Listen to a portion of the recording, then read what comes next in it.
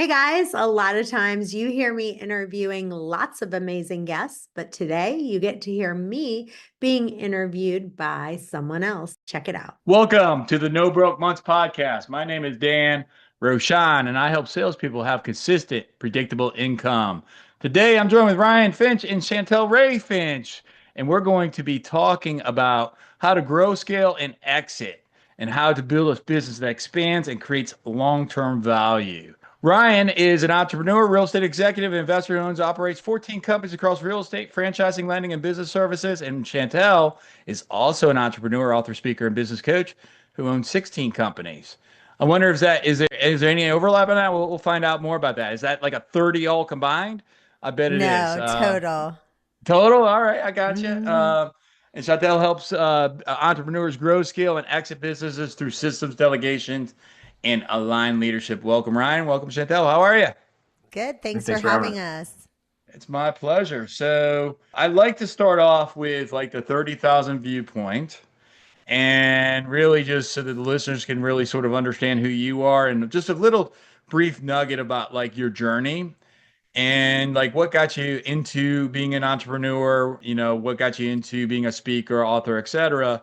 And just give us a little bit of introduction. So I guess it's ladies first. Well, I'll start by kind of talking about what made me go into being a business broker and writing, the book that I wrote about grow, scale, and exit, how to sell your business for millions. It was someone close to me decided to sell their counseling business and they spent about 10 years building it. They ended up moving and wanting to sell it and they ended up selling it for $50,000. And I remember hearing that like after 10 years of working, they sold it for 50 grand. And I was like, that's kind of crazy. And the more I looked at the numbers, the reason became clearer. And it was some things that they needed to do because buyers don't value the owner's labor, right? Buyers value the profit that exists without the owner. And so I think that was one story. And then another one was a woman came to me after her husband tragically passed away, and we ended up selling her business for $40,000. And that was a miracle that we sold it for that. And the truth is her husband had been the entire operation. He was the technician, the service provider, the one that went into the homes. He did everything. And so when he passed away, that engine that powered the entire company basically disappeared with him. And so that's just those are kind of two really good stories of what made me go, okay, we've got to have a complete shift in how people are thinking about running their business. They need to think, if I got cancer tomorrow, if I died tomorrow, what would this business be worth? And exactly what you can do to sell your business for millions. So that's kind of what motivated me to get into that space. And both me and my husband, I'll kind of say with him, he's really into the franchise side of things. And I mostly did corporate models. And, I started out wanting to do the franchise model. I ended up switching into the corporate model. But the franchise business that he had, less than 5% of people sell more than 100 franchises. And he sold more than 100 franchises, which is really a miracle that not that it was a miracle, not that you weren't capable, but do you know what I'm saying? Like less than 5% of all people ever sell more than 100. So we just have learned all the things that people need to do to grow, scale, and exit their business. And then we just started thinking, we need to get this message out there for people and really help them so that we don't have people selling their business for 40,000 or 50,000 after working 20 to 30 years and making, $20,000. That's insane. I was a plumber and I quit my plumbing job and I went into real estate during that time. I haven't really told anybody this, but the crux that kind of leads into all of this is my granddad was in the plumbing union. I was in the plumbing union.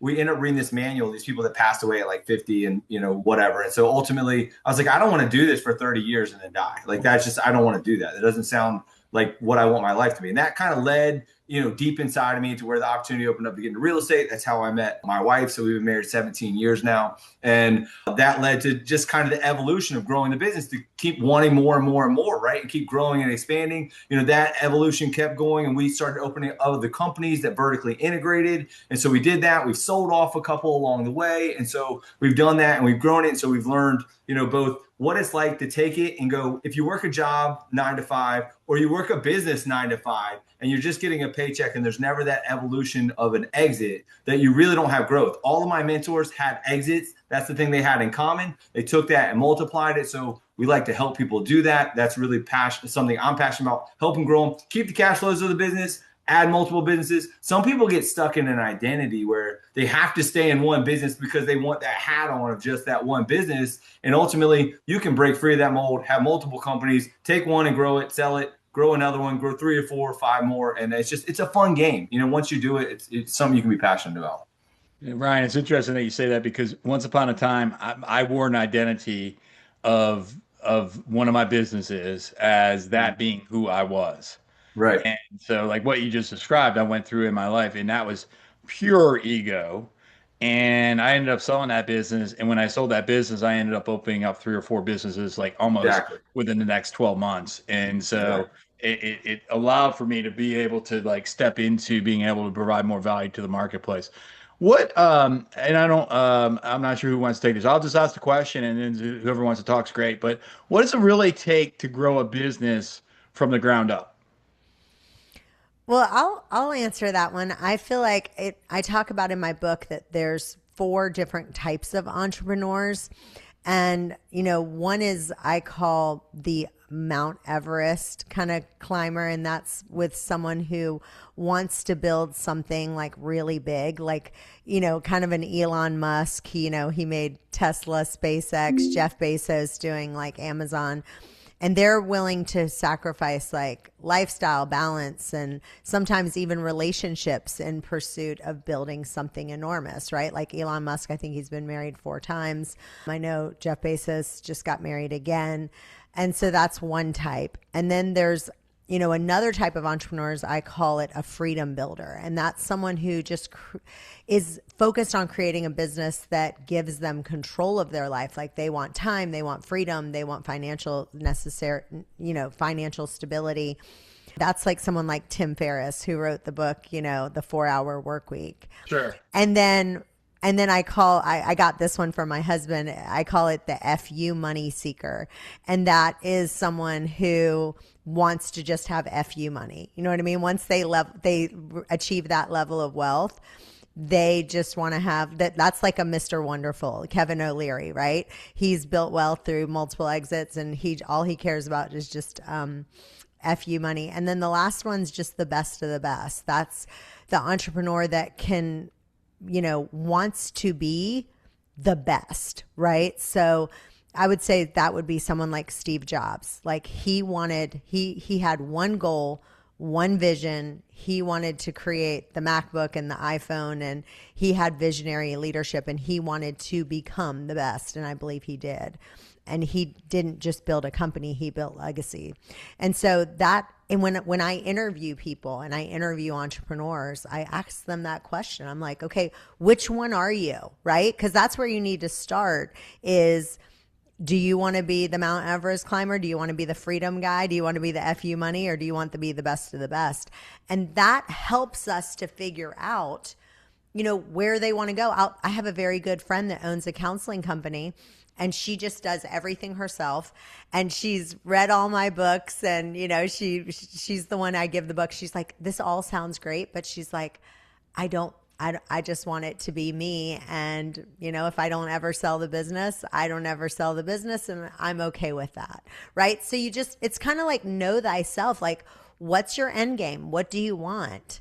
And I think even now, even with her, I bet if I asked her, hey, you've spent all this time doing this, there's some things that you could do to implement of what I'm saying that at least you could sell your business. You don't have to, I wrote the book, Delegate Everything But Sex, but you don't have to delegate everything, but let's start doing some of it, So I've written a book called Fasting to Freedom. It's called The Gift of Fasting. And it really talks about if you want to do longer fasts, deeper fasts, if you're looking for freedom. And then I have about 5 chapters. I've written a book called Tune In God's Voice. We have the book and we have the Bible study. And again, in both of these, there's about 4 chapters all about fasting and how fasting can help you hear God's voice. So you can do the Bible study with friends. You can get a group of people together and do it together, or you can join us on Zoom or get the book and, do it by yourself. So hopefully you enjoy. What mindset shifts do you think are required to move from like startup to scale? I was actually thinking about even that question earlier, but I do want to tag on that last question you asked real quick. The 3 things you need to be able to grow a business are marketing, sales, and logistics. They happen to have the 3 of us on this one call. She's obviously a marketing genius. I don't know if you're aware of that, but obviously you teach sales and you know that that's important. If you don't generate a lead and if you can't close a lead, you're going to be in trouble. And then once you do, you need to be able to help that process all the way through. And in order to build a business, you got to master those 3 things, And for me, doing the franchise side, I mastered the model in the way that I could sell the model of logistics by organizing it for someone so that they weren't good at that. They could help, figure out how to do marketing and sales and then have logistics, kind of done for them. And so you've seen all of that. But going back to your question, in order to do it, you have to be able to expand outside of your thinking. And ultimately, I don't know many people that can do it on their own, right? Because the way we think is all in the same revolutions over and over. And so what you're doing is you need to be disrupted in your thought pattern to think differently. And so once you do that, you get disrupted and you get disrupted. If you're trying to start to scale, you've either done it before or you're going to have to go to somebody who has, because you just can't get your mind around how it works without doing it in most cases. And for me, I had to cheat. I had a couple coaches that kind of helped me. And once I thought differently, I started speaking differently. We started acting differently, and everything kind of changed for us. So what do you think, what would you say needs to shift in the mindset to go from startup to scale? Yeah, the first mind shift is that you don't scale a business by doing more. It's about building the right systems so growth happens without everything depending on you. Because I think what happens is like, I got to work harder. I got to hustle harder. It's that hustle mentality. And then I would say step 1 is just a clear offer and positioning. I know that one of the things that Ryan and I have actually struggled with is because we've got so many offers. So you need to have one clear offer that is we call it a USP, your unique selling proposition. Like this is your clear target audience. Then you figure out your lead generation, system. And you figure out, okay, these are my paid ads. This is my organic. This is my referrals. And then you create a conversion system, whether that's an automated, using it through AI, or you have salespeople that do that. And then we have this thing that's absolutely amazing. It's totally free. If you go to any of our social media and just type CEO, it'll automatically send it to you. But it's this scoreboard that we have. This is how we manage all 16 of our companies on one scoreboard. And it says every day. I track the revenue every day. He does it every day. Stuff weekly. Without fail. Well, not Sundays. And then, it tells you how many leads came in, how many were contacted, how many were converted, what was the cost per lead, what's the cost per acquisition. Because if you don't track it, you can't scale it. And then just obviously, I always like to say you don't scale, you build a team that scales. Back to the delegate everything but sex. You have to delegate out your low value work, and you've got to keep yourself in that $10,000 an hour activities. And I have something in my book called Eliminate, Simplify, Automate, and Delegate. And you've got to eliminate the things that aren't bringing in money. And then now what we're doing, the biggest game changer that we're helping businesses with is automation with AI. So we just literally, right before we got on this podcast, met with a business owner. We had our team member meet with her, asked her all the questions. She is never going to answer her phone again. She's going to get rid of 2 full-time receptionists that she has on staff. She's never going to answer her phone again. And we did it. We're doing it all with AI for her. So that to me is all the steps you need for scaling. But you start with the systems, right? Because you mentioned at the very beginning of that, and you mentioned you gave us some examples, but what would you say for either of you the key systems that are needed for a business owner to scale successfully? I would say you need step-by-step processes for every role. You need checklists for repeatable tasks. You need automation wherever possible. And that goes right back to with AI, you should have an AI receptionist answering every call and text. You should have all your AI doing automated follow-ups. You need lead qualification bots. You know, Ryan has really gotten into these bots with lead qualification, and then workflow automations. And one person can now manage what used to take 5 to 10 people. And if you get on that train, I'm telling you right now, the businesses that are going to make it in the next 5 to 10 years are going to learn how to have one employee and 5 AI agents underneath that person. Another employee, 5 to 10 AI agents underneath that person. Yeah, that's brilliant. Ryan, would you like to expand on any key systems that maybe we should talk about? I mean, I know she's going into a lot of these things as it pertains to technology, and that's kind of where my brain is going. You know, I think there's the people need to have a system, like meaning every person has to operate in a flow. So I'm kind of going off the tangent of what she's talking about, because you're talking about physical systems, and I mean more like brain systems. Like the way your brain operates needs to be in a system, in a flow. You move everything through what they would call a Kanban type view. And so that has to be a system. The process of everything you do to lead to revenue should be a system. If it doesn't lead to revenue, I've seen people stay on cycles like this over and over. So yeah, I mean, you can use the AI. If you're not following up, you need to have AI follow up with it. If you're doing marketing, it's not leading to a lead, you need to fix that. But there needs to be a lead to a follow up, utilizing a system that leads to a sale. So I will give you an analogy that I just did. We just got this new popcorn maker, and I was making some popcorn for my son, and I just did a video about this. And I literally said that leads are like popcorn. They don't run, they pop, right? And some pop instantly, and those are your ready buyers, and some take a little more time. But most businesses, the biggest mistake they make is they turn off the heat too soon. They get frustrated. They stop the follow-up. They assume the lead is dead, and the opportunity just hasn't popped yet, right?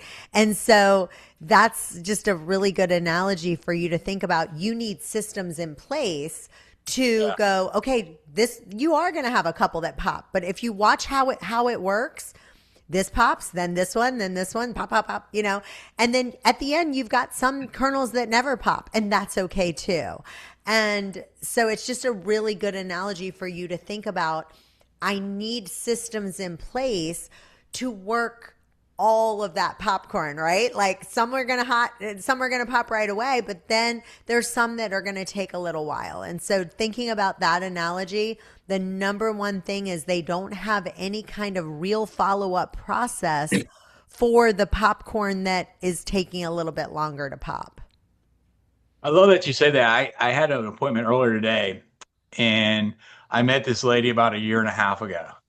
And so she would be the one, that kernel that sort of got stuck to the side and didn't pop until it popped last week. And then I set the appointment and I met with her, right? And so I think if I didn't have the systems, if I didn't have the people and AI to be able to follow up with her, then I don't know if I would have taken somebody I met a year and a half ago and then be able to consistently, because it's too much. It's too much work to be able, if you don't have systems and people, for one person, it would be really hard for me to follow up, you know, in time. But fortunately, you know, the systems are there. All right, I'm curious. What do you think makes a business? And this would be actually for either of you, right? Because you guys are brilliant in what you both do. And I'm curious, what you talk about selling a business. What makes a business valuable to a buyer? Well, to me, the number one thing is recurring revenue. And I think this is the thing that I can help people, me and my husband both help people do more than anything else, is we can go into a business and figure out the 8 different recurring revenue models that produce income. And I talk about 8 different models. And the best analogy I will give you is either the refill model, where if you think about the Dollar Shave Club, right? Like, I love this company. It's such a brilliant company, right? Because you always need a razor, right? Guys need razors, girls need razors. It's a commodity. Everyone needs it. And every single month, these people are sending you a new razor. So with the car wash, if you think about car washes, right? There's a car wash we just helped that created a model where now they have $20 a month. Every single month you get unlimited car washes. It used to be You don't want to keep chopping down the tree every single month over and over again. You need to come up with a recurring revenue model. And what happens is people get in the day to day and they can't come up with it. They're like, oh, maybe for that business it will work. And you wouldn't believe how many new recurring revenue models we've created. And that 10X is a business. The key thing that always comes up for me in doing this is that you need to go on vacation. And in order to really learn how to run a business and have a business that's sellable, you need to go on vacation, because then you're going to find out everything that's broke. Because every time your phone pings with something they need you for, or everything that stops in the process, that's broken. And that's what needs to be fixed. And, I learned that. It took frustration. Like, why are you bothering me for this? Why are you And I was mad at them for bothering me. And ultimately I was like, it's not their fault. It's my fault, because they don't have the answer. There's not a manual. There's not a process. There's not somebody else to do it. And so it's all dependent on my decisions. And when you have that key man, problem, then you are really going to struggle to sell, because then somebody's buying your job. Yeah, because you can't, like, if the business depends on you, then you can't, unless you want to be the employee, right? It's near impossible to sell a business that relies on one key player, for sure. Or at least that would be what I would expect. You guys have more experience in selling businesses, but in what I'm saying, would you say that that's correct? The businesses that, hands down, I'm telling you, the ones that sell for the highest revenue is if they have predictable cash flow. That's how they get a higher company valuation. And that's how you can sell it instantly. Like, I'll give you an example of something that we just did. We decided to buy air purifiers for our house. We bought two different ones. We bought one that was called Jasper and one that was called Air Doctor. Jasper, when we first bought it, we didn't even realize it, but literally it must have been some little button that, said, please send me a new air filter every 6 months. Air Doctor, when we bought it, it never asked us that. So every 6 months I get a new air filter. Think about how much revenue, because you forget to get a new air filter. You forget that you need that. So the valuation on Jasper is going to be a whole lot higher than Air Doctor if they can't figure out a way to start doing that recurring revenue. So that's just another example of how powerful recurring revenue strategy is, and coming up with that for every business.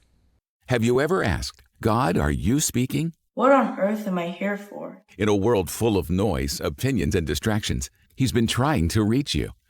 Tune in, God's Voice, Your Purpose. It answers these questions. Hear God, find freedom, discover your purpose, make a difference. You'll finally learn how to know the difference between God's whisper and your own inner noise, how to reinvent yourself with every new season, and how to answer the question every person asks at some point. What on earth am I here for? If you're ready for clarity, direction, and breakthrough, this book is your guide. Quiet the chaos. Hear Him clearly. Step boldly into your calling. Tune in. God's Voice, Your Purpose. I love it. Ryan, let's wrap this up in this way. So I'd like to hear any final thoughts from you, Ryan, and then Chantel from you as well, about like what, maybe I should have asked you a question that you'd like to talk about.